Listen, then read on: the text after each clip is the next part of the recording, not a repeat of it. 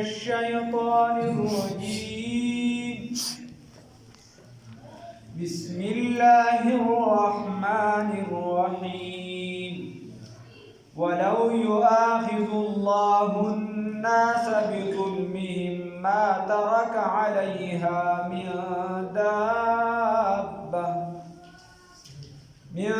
دابة ولكن يؤخرهم إلى أجل مسمى فإذا جاء أجلهم لا يستأخرون ساعة ولا يستقدمون. صدقت يا رب العالمين.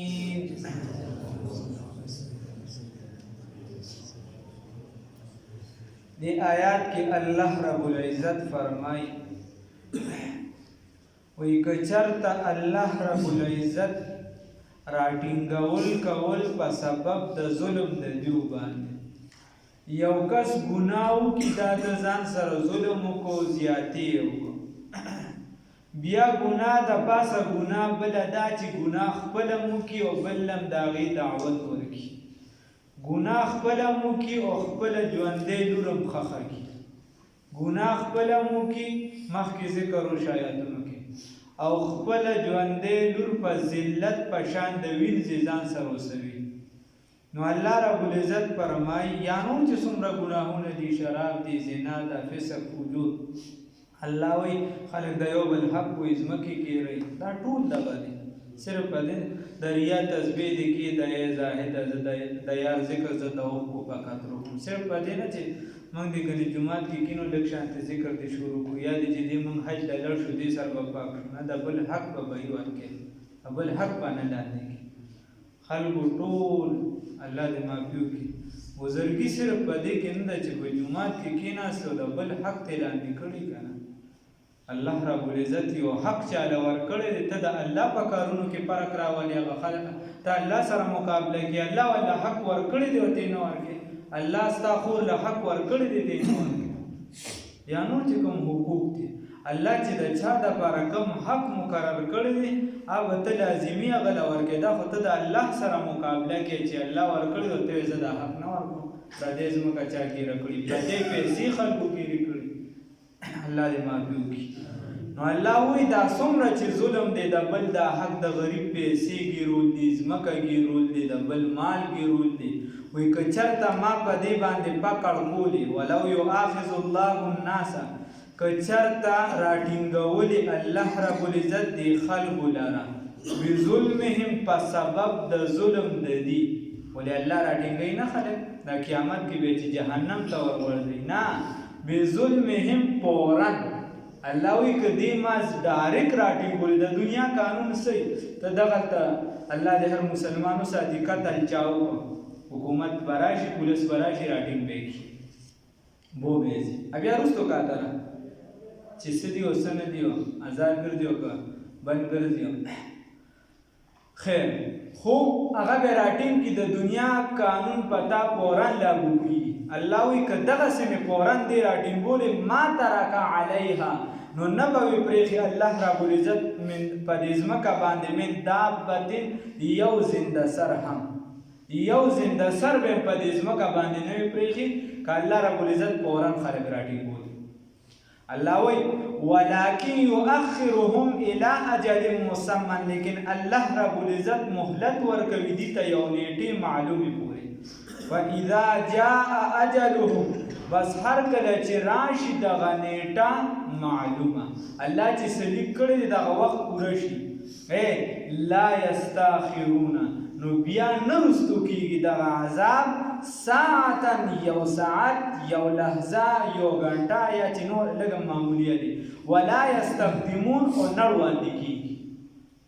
چې کله الله سدي کړی دي هغه وخت پوره شي نو بیا د فرعون په شان جابر ظالم بادشاہ وي چې آمنا برب هارون و موسی ایمان مې ورو پر رب د هارون و موسی بیا بس فقط نخلاصي بیا نشته ان بطش ربک لشدید الله موږ وساتي. نو د دې وجه الله رب العزت فرمایي وی که چرته ما د ګناهونو د وجه خلک پورن راټینګولي نو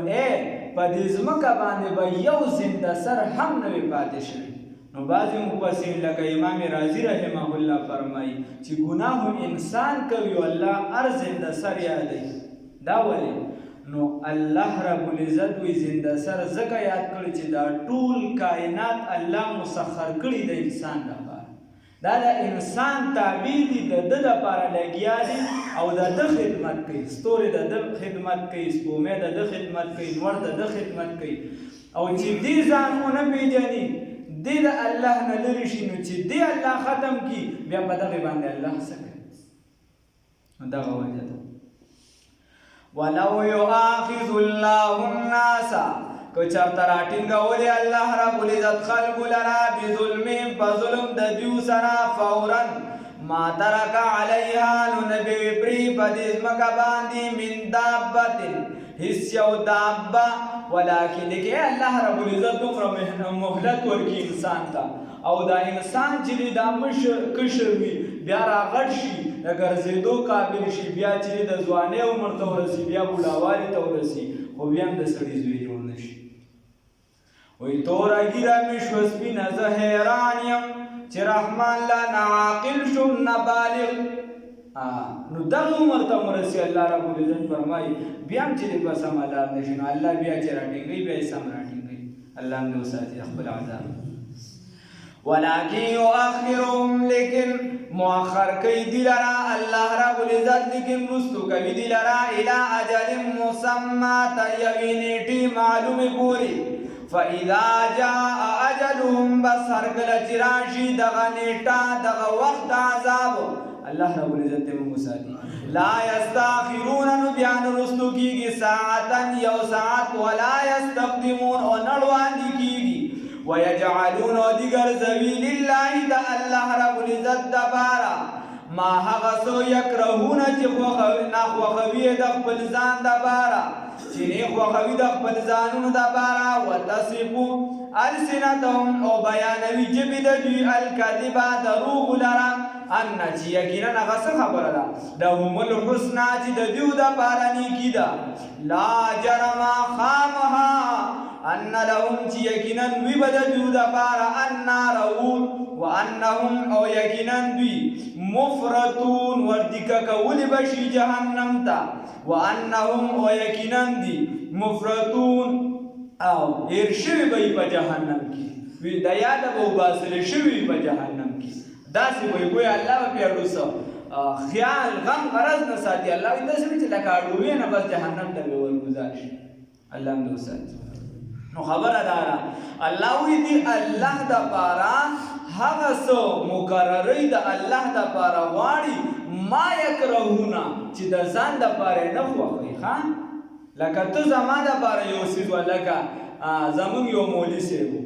نو هغه وایي زوی مې دی وایي هغه مې راوسته جومات ته نو یو به م راته چې مولي صاحب د زوی ډېر ښکلی دی او دی چې ستا په شان عالم شي. وایي بل به م راته وایي ما ورته چې مړه زه دې اډو عالم جوړوم نه زه دې دغه بله بلا جوړوم. وایي ما ورته چې د علم هم صرف زما دې بچي دپاره وخت دی خپلو سره به څه کوې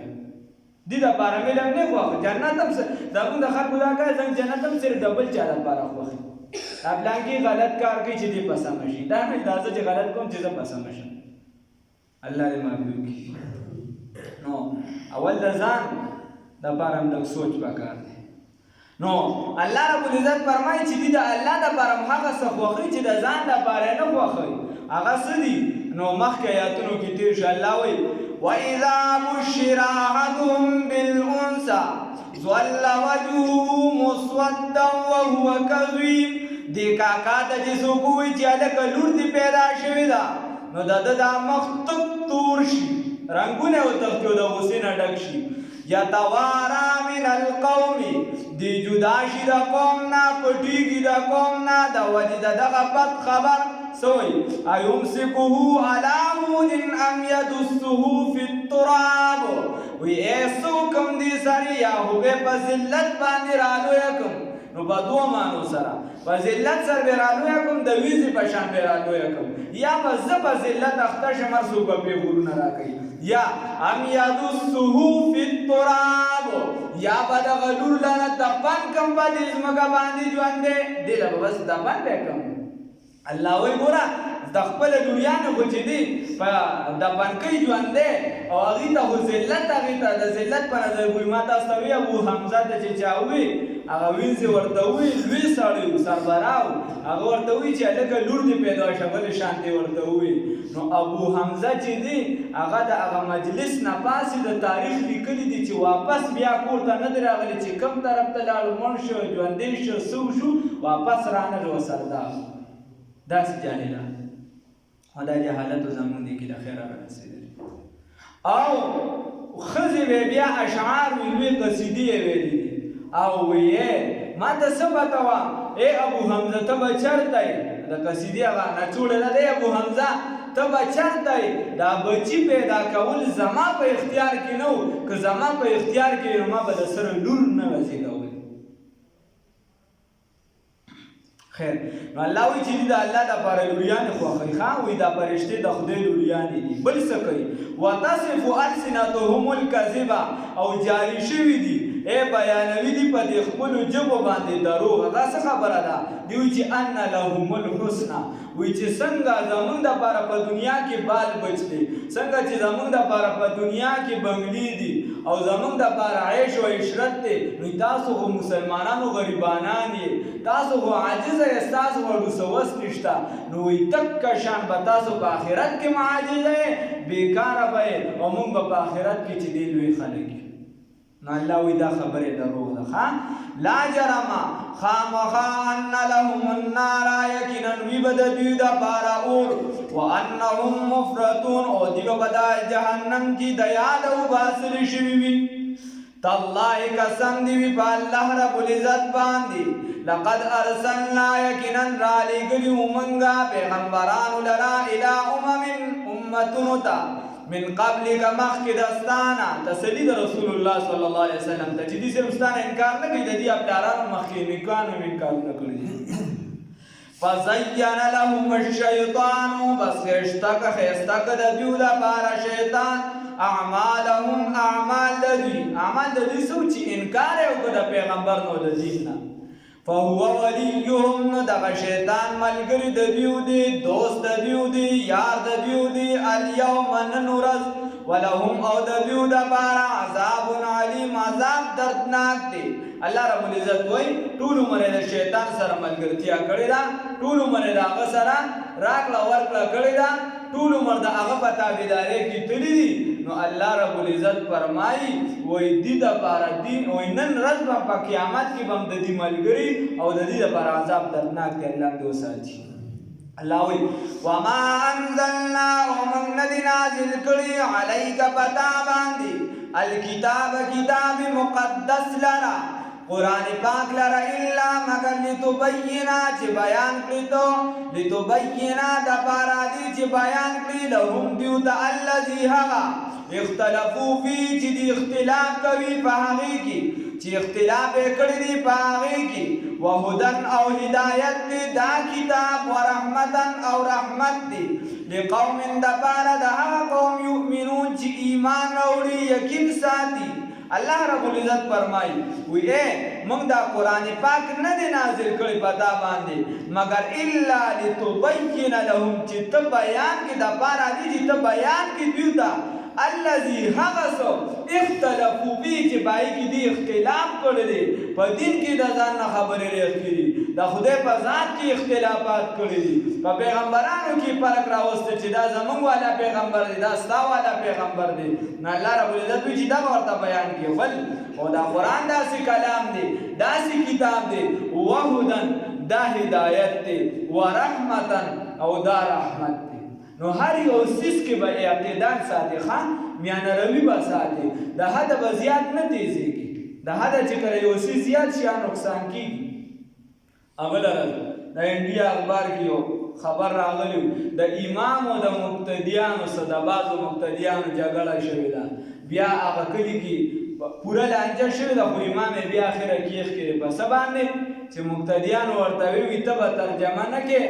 تفسیر به نه کې او فضایل اعمال به بیانې وایي ځکه چې د قرآن پاک نه ډېر هدایت چې د فضایل اعمال کې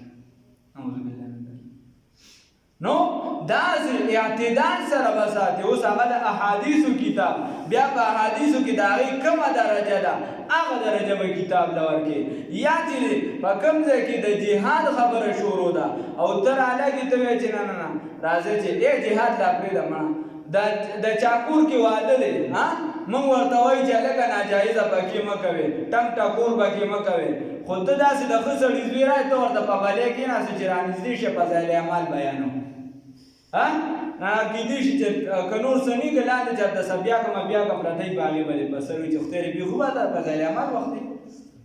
خبره دا ده. یا چې دی ته مړي ته ودرېدې ښه پوه یې او مړي ته ودرېدې او ته په مړي باندې اوس لګیا یې که معنا وې چې په خپله ښایسته نه وي په ښایست د مور و پلار به یې څوک څه کا نو که چېرته خوا کې زوی ولاړ وي کېدای شي دا مخ درله ووایي داسې ګرم کړي چې خدای دې بېخوبه څه مړه مې مور ده او ته بې لګیا یې چې که معنا وي چې په خپله ښایسته نه وي په ښایست د مور و پلار به یې څوک څه کا نو په دې باندې دلته په قبر باندې دا شعرونه ته څه کوي نو د هر ځای موقع محل د هغې مناسب به چلېږي هر سیز به په خپل حد کې ساتي. ګوره د مور او پلار خدمت په مسلمان لازمي دی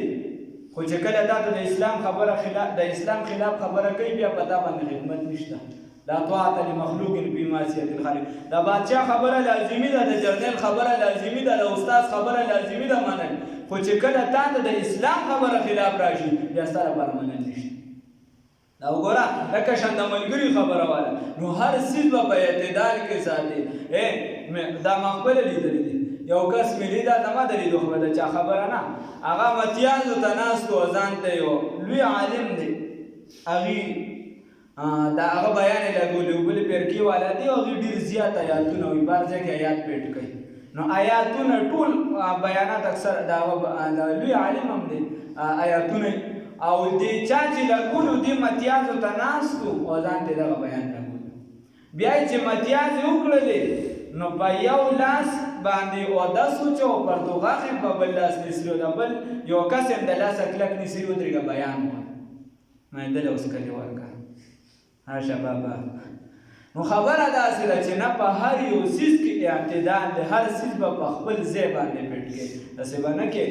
چې بې ځایه شي د دې وجې الله رب العزت قرآن کې فرمایي ادعو الی سبیل ربک بالحکمه په حکمت سره څوک راوبله علما لیکي یو کس د دنیا په کار کې دومره مشغوله دی ته ورغلې هغه چې دی بلکل سرګردانه په دغه ټیم کې تا دعوت ورکړو او هغه نعوذ بالله من ذلک یا دین ته کنځلې وکړي یا پیغمبر ته وکړي بل څه وي نو د ده په دې کفر کې باقاعده ته شریکي د ګناهګار نو ځای به پېژنې حکمت سره به کار کوي الله دې راله توفیق راکړي احتیاط پکار نو دا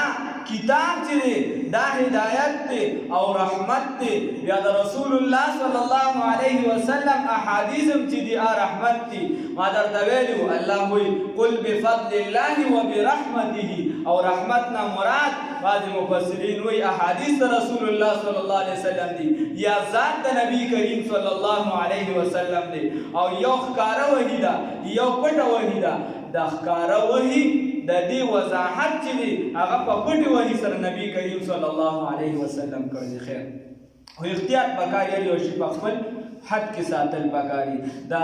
عام کس درجه به د بزرګ نه برابرې د بزرګ درجه به د صحابي نه برابرې د صحابي درجه به د پیغمبر نه برابرې او د نورو پیغمبرانو درجه به د محمد رسول الله صلی الله علیه وسلم نه برابرې او د رسول الله صلی الله علیه وسلم به د الله سره شریک نه جوړې د الله متعلق د الله رب العزت په ذات کې به څوک شریک نه جوړې هغه واحد لا شریک ذات دی یکتا ذات دی د هر چا خپل حد دی پایې کې وساتي الله یې توفیق راکړي وما انزلنا ومن ندی نازل کړی علیک پتا باندې الکتاب قرآن پاک لرا الا مگر لتبین لهم چې ته بیان د پاره دي چې ته بیان کې دیو ته الذي ها اختلافو به چې دي کاکاګانو پکې اختلاف کړی دي او هدن او هدایت دی دا قرآن عظیم الشان ورحمتا او رحمت دی لقوم د پاره د ها قوم یؤمنون چې ایمان ساتي والله الله رب العزت انزل نازل کړی دی یا متواتر ویل شي نازل وی من السماء د اسمان نمان ابولرا فاحیا به الارض نو په باندې معنی سره فاحیا به الارض ژوندې کړې ده په هغې سره ځمکه بعد موتها پس د شړېدونه یا په دویمې معنې سره